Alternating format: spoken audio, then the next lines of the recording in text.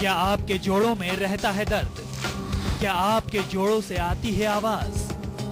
क्या आपको चलने फिरने में होती है दिक्कत?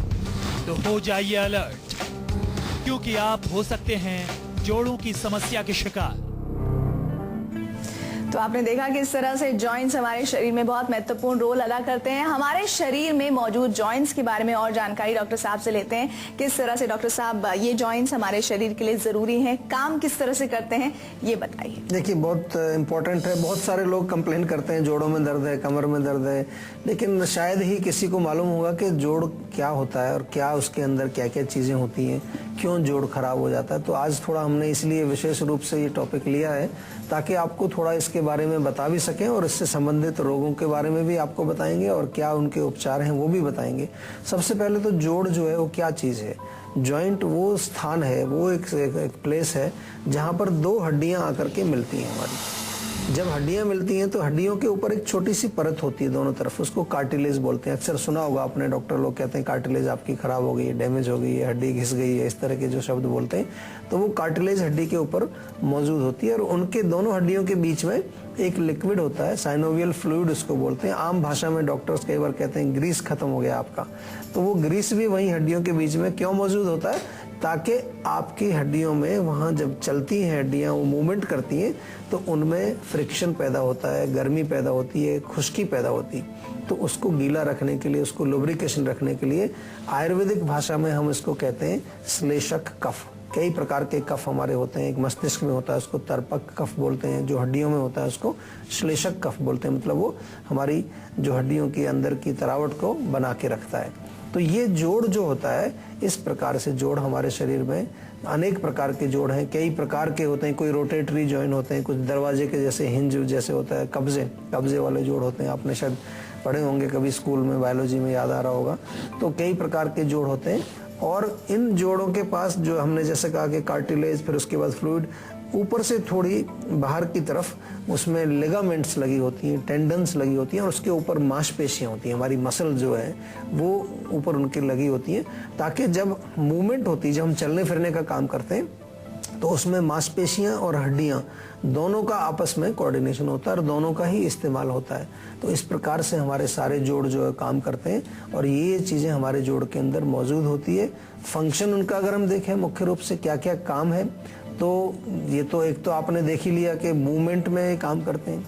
दूसरा, जो हमारे जोड़ हैं जैसे घुटनों के जोड़ हैं या और हमारे हिप जॉइंट जो है, ये हमारे वजन को भी सपोर्ट करते हैं। हमारे बॉडी का जो भार है उसको भी ये उठाते हैं और उसके लिए भी इनको थोड़ी शक्ति चाहिए और शक्ति उसमें बनी रहनी चाहिए, क्योंकि कई बार बहुत लोगों में देखा कि उनका वजन जब बढ़ जाता है तो जोड़ों में खराबी आनी शुरू हो जाती है। जी डॉक्टर साहब, इसी के साथ एक पहले कॉलर हमारे प्रोग्राम में जुड़े हैं, राहुल उनका नाम है, बताइए अपनी प्रॉब्लम। नमस्कार डॉक्टर साहब। नमस्कार जी। सर, मेरी एज अभी 19 साल है जी। और मेरे फेस पे ना अजीब तरह के पिंपल्स निकले हुए हैं, यहाँ पे आंखों के नीचे और नोज पे और माथे पे ना रेड रेड रहता है। अच्छा।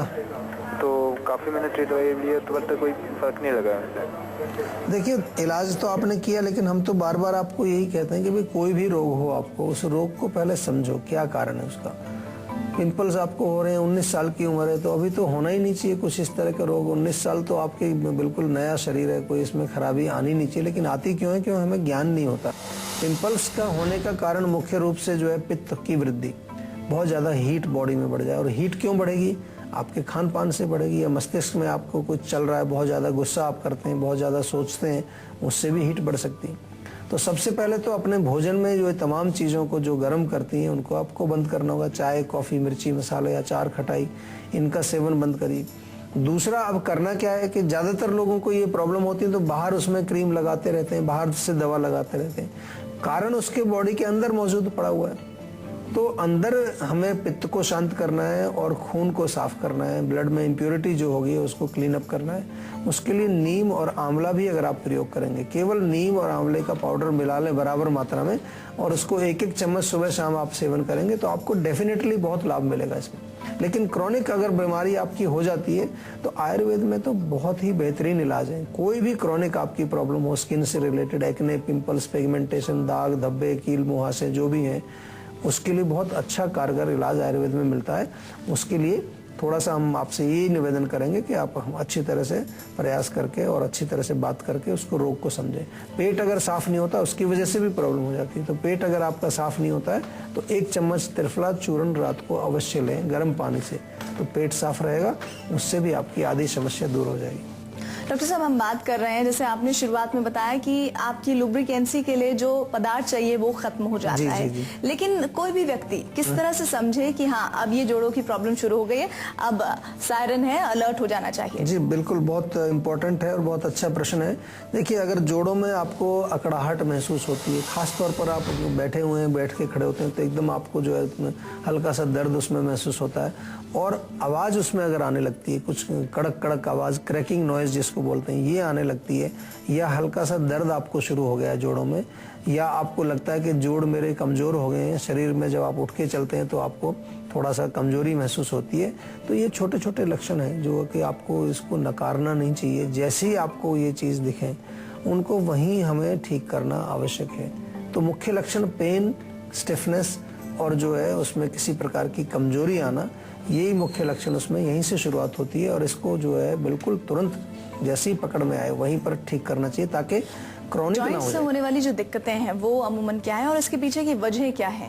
देखिए, जॉइंट्स में जो होने वाली प्रॉब्लम्स हैं उनके कारण तो मुख्य रूप से ही होते हैं, जैसे हमने कहा कि कार्टिलेज, उसमें अगर किसी तरह का खराबी आ जाए, कार्टिलेज खत्म हो जाए, सूख जाए, ड्राइनेस आ जाए, डैमेज हो जाए, क्योंकि ये जो है कार्टिलेज एक तरह से जैसे शॉक ऑब्जर्वर होते हैं, उसका काम कर गद्दी का काम करते हैं। तो ये अगर घिस जाएगी तो हड्डियां आपस में रगड़ खाएंगी तो जॉइंट की प्रॉब्लम हो जाएगी आपको।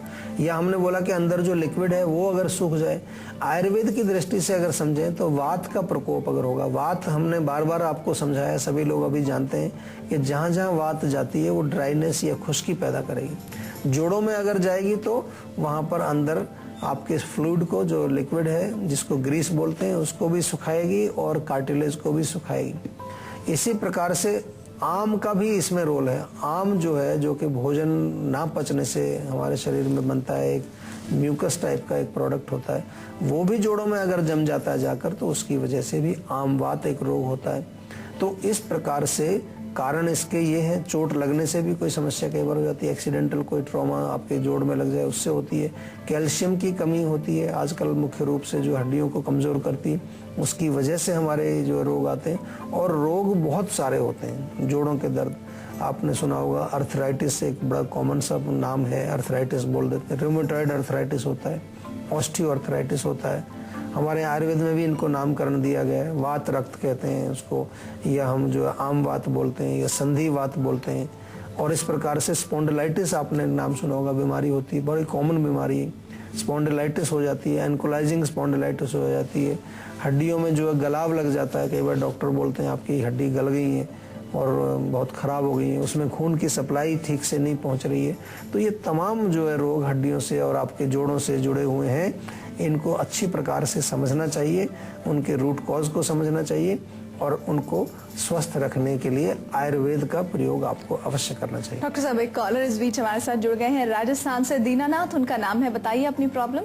नमस्कार सर। नमस्कार जी। सर, मेरी माता जी हैं, उनको माइग्रेन की दिक्कत है। जब इनको ये चक्कर और सर में दर्द होता है तो उनका बीपी बिल्कुल डाउन हो जाता है, पल्स भी नहीं मिलती है उनकी। अच्छा। और बिल्कुल मतलब उनका शरीर बिल्कुल ठंडा पड़ जाता है। कितनी उम्र है उनकी? सर, उनकी उम्र 45 या 40 साल होगी। देखिए, जो आप बता रहे हैं कि ब्लड प्रेशर लो हो जाता है, शरीर ठंडा पड़ जाता है, नब्ज भी नहीं मिलती है, तो सबसे पहले इसमें हमारे आयुर्वेद में बड़े तरीके से हम चिकित्सा करते हैं। सबसे पहले, क्योंकि मुझे ये लगता है कि क्योंकि आयु उनकी है और बीमारी भी है, तो उनकी इम्यूनिटी को बढ़ाना पड़ेगा। इम्यूनिटी इसलिए क्योंकि जब उनको माइग्रेन का अटैक आता है तो उसके शरीर में शक्ति उतनी नहीं है कि बॉडी उसको झेल पाए और बॉडी के तमाम जो है इम्यून सिस्टम डाउन हो जाता है। तो पहले नरिशमेंट का काम करेंगे, हमारे यहाँ इसको ब्रंगण चिकित्सा बोलते हैं। उसमें कई प्रकार की औषधियाँ दी जाएंगी, कुछ मालिश वालिश उनको बताएंगे, उसके पश्चात फिर रोग का चिकित्सा करते हैं। शुरू में कुछ देंगे लेकिन यहाँ पर शोधन नहीं किया जाएगा। कई बार हम ज़्यादातर सफाई की बात करते हैं कि इस चीज़ को बाहर निकाल दो, इसको जो है साफ कर दो, क्योंकि वो ऑलरेडी वीक हैं, कमज़ोर हैं। तो पहले थोड़ा सा उनका शरीर में शक्ति बढ़ाने के लिए और उसके लिए बादाम का प्रयोग आप उनको कराइए अभी फ़िलहाल। बादाम 7-8 और किशमिश 10 दाने, ये 2 चीज़ केवल ले लीजिए। इनको रात को भिगोइए, सुबह छिलका उतार करके और उनको अच्छी तरह से थोड़ा ग्राइंड करके 1 कप दूध के साथ उनको पिलाइए। कम से कम 1 महीना ये पिलाइए। इसमें सिर दर्द में भी आराम मिलेगा उनको, लेकिन साथ में थोड़ा शरीर में शक्ति बनेगी, उनका ब्लड प्रेशर या जो पल्स जो नहीं मिलती है उसमें इम्प्रूवमेंट मिलेगा। और उसके पश्चात फिर जो है माइग्रेन पर हम ध्यान देंगे, माइग्रेन को जो है ठीक करने के लिए फिर औषधि देंगे, लेकिन ये नरिशमेंट बहुत आवश्यक है।